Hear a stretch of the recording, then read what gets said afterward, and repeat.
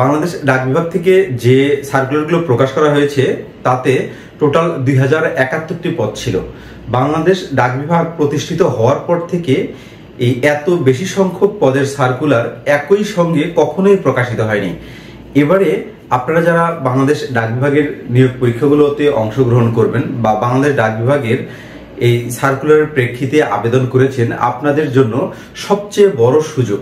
বাংলাদেশ ডাক বিভাগের নিয়োগ প্রক্রিয়া যদি আপনি দেখেন, এই নিয়োগ প্রক্রিয়ায় চাকরি পাওয়া খুবই সহজ। সাম্প্রতিক সময়ে বাংলাদেশ ডাক বিভাগ থেকে যে সার্কুলারগুলো প্রকাশ করা হয়েছে, এই সার্কুলারে যে পদগুলো রয়েছে এই পদগুলোতে নিয়োগের প্রক্রিয়া আরো সহজ। এমসিকিউ পরীক্ষায় অংশগ্রহণ করবেন।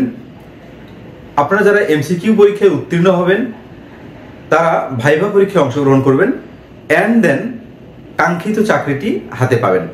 এখন কথা হচ্ছে এই পরীক্ষার যে পদ্ধতি, এটা আসলে কি ধরনের, কোন কোন বিষয়গুলো থেকে এই বাংলাদেশ ডাক বিভাগের প্রশ্নগুলো হয়ে থাকে এবং কোন পার্টে কত মার্কস থাকে, কোন বিষয়গুলো আপনার পড়তে হয়, এই বিষয়গুলো আমরা একটু দেখার চেষ্টা করি।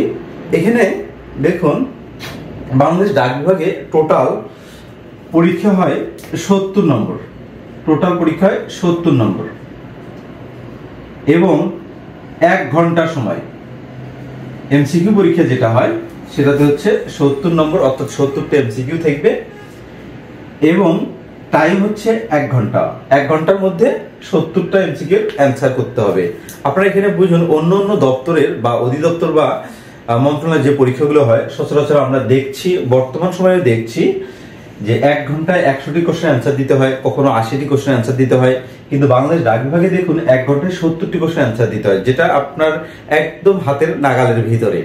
এবং কোশ্চেনগুলো এত বেশি জটিল হয় না যদি আপনি রাইট ওয়েতে বা সঠিক ইনফরমেশনের মাধ্যমে পড়াশোনা করেন, তাহলে এই 70টি কোশ্চেন বিভিন্ন সাল থেকে দেয়া হয়। এখন এই যে 70 নম্বর দেয়া থাকে, 70 নম্বর কোথায় কোথায় থাকে?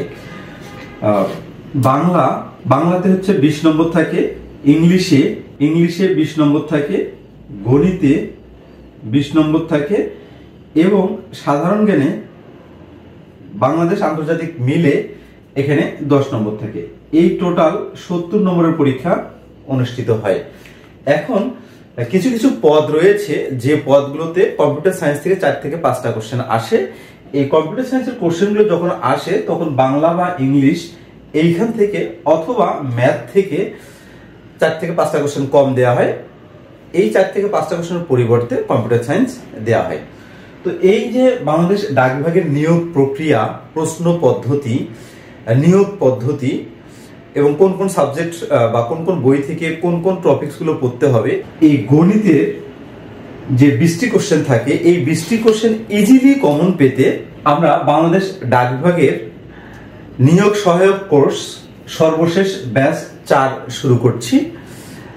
আপনারা যারা এই সর্বশেষ ব্যাচ 4 এতে অংশগ্রহণ করতে যাচ্ছেন, অতি দ্রুত আমার এই চ্যানেলের হোয়াটসঅ্যাপ নম্বর হচ্ছে 01726